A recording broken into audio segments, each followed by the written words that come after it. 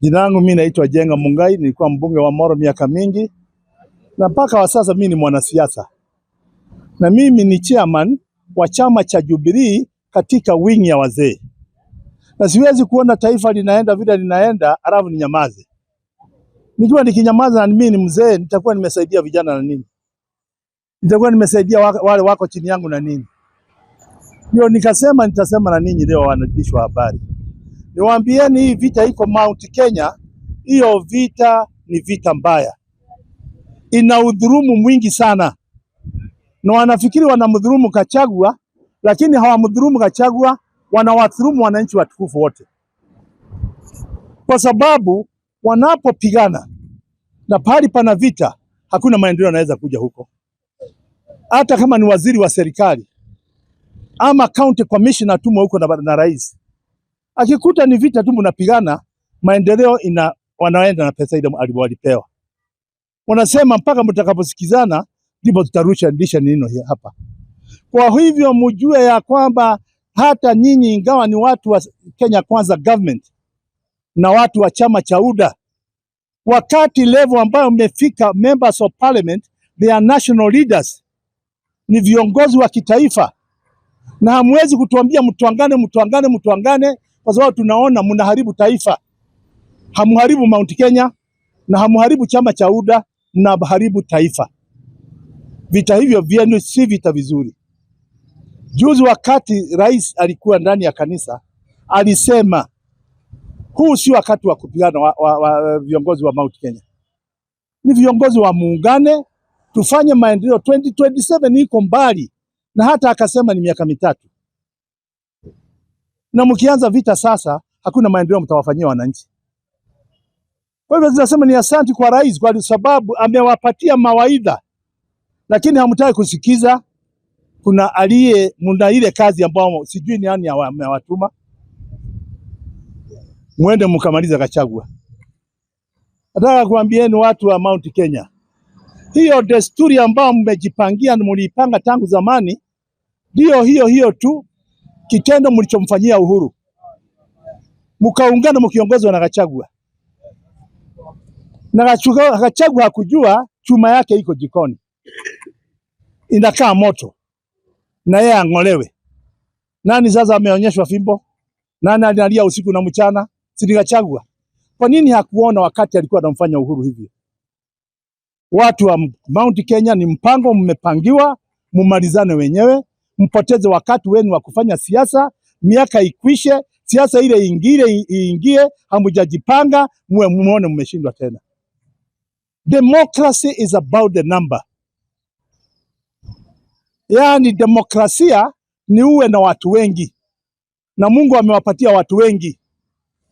Mkiungana watu wengine wa makabila mengine kama vile Wakamba, Wakisii, Wajaluo, nani, hata Wakalenjin, bado mna namba kubwa, mnataka muongezwe kitu kidogo ndio muone mmepeana urais pale mnaupeana. Na mimi nataka kuonya wa Kenya, sitaki kuwaonya kwa sababu wanaweza kuniuliza unatuonya ukiwa nani? Lakini nataka kuwaletea mchango wangu katika fikira za uongozi wa Mount Kenya. Si lazima tuwe na rais, ametoka rais Mount Kenya. Pea mtu mwingine rais, lakini ajue ni kura yenu imefanya kazi. Na mkae chini na hawa, muelewane, musaidie Kenya. Si kwenda kufanya kazi vile mnafanya sasa. Kwa hivyo mimi naomba ninyi tafadhali mjue ya kwamba mna kazi ngumu, na kazi hiyo ni ya muhimu. Na kama mnataka kuponyesha huu ugonjwa ambao umeingia Kenya wa siasa, lazima mjue ya kwamba Kenya ni taifa linaloongozwa na siasa. Na likiwa linaongozwa na siasa, lazima mjiulize gari ya kupeleka nyinyi kwa siasa mpaka kwa uongozi ni gari gani? Hapana kanisa yenu ya Catholic, hapana kanisa yenu ya PCA, hapana kanisa yenu ya Anglican, hapana kanisa hiyo ya Independent, hapana kanisa yenu ya AIC au makanisa mengine hata Full Gospel. Hakuna gari ambayo itawapeleka katika uongozi wa nchi, wa taifa, wa hapa ulimwengu. Ni chama cha upinzani au ni chama cha siasa. muwe na chama cha siasa, muingie kwa hiyo gari na muingie na makabila yale mengine, na muone mtachukua uongozi wa taifa hili, muweze kuibadilisha Kenya na muweze kuongoza wa Kenya kwa njia nzuri, ndio maslahi ya wananchi iweze kufikiriwa. Na ninyi wananchi, mimi naambia ninyi, mambo hii ya kuchotoa, mimi najua umaskini kitu kibaya, na kuna umaskini mwingi sana hapa. Mtu anaweza kuchukua ya kuchotewa kwa sababu hajui atakula nini hata jioni, lakini mwenye kuleta hiyo ya kuchotea ndio mwangamiza mwananchi awe maskini maisha. Ujue pia kuna siku zako. Msiumize wananchi na kuwachotea, hii si mzuri. Nataka muangalie kabisa wana Kenya Kwanza government. Kama rais alisema muungane ndio mpeleke maendeleo, watu wa Mount Kenya mnyamaze. Wacha kutuambia mnataka Kindiki. Ninyi wasangapi kusema ni Kindiki mnataka? Kwani Kindiki atachaguliwa na kura 48 au 79 hizi za wabunge na maseneta? Kindiki atachaguliwa na mamilioni ya watu wa Meru, Mount Kenya yote, wapi Kenya mzima atachaguliwa huko. Msimfurahishe Kindiki na miaka mitatu.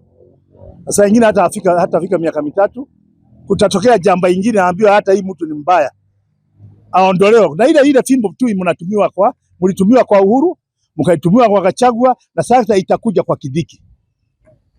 Kwa hiyo siasa aina hiyo muache. Tufanye siasa ambayo inaweza kuwafaidi wananchi wa Mount Kenya na iwafaidi wa Kenya kwa jumla. Kimani Ichung'wah, kuna kandege kadogo sana kanaitwa na Wakikuyu kanyoni ga kanywaji.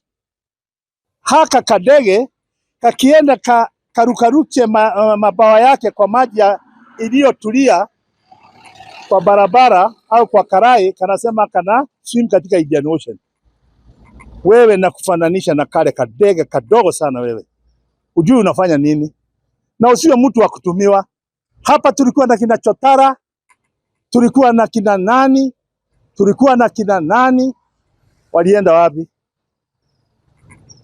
Hapa tuliona vita ya Njojo na Moi na Kibaki. Dakika ya mwisho walifanya nini? Ni afadhali hata Moi aliyewaambia wananchi wote mimi na imani na Kibaki. Njojo akamwondokea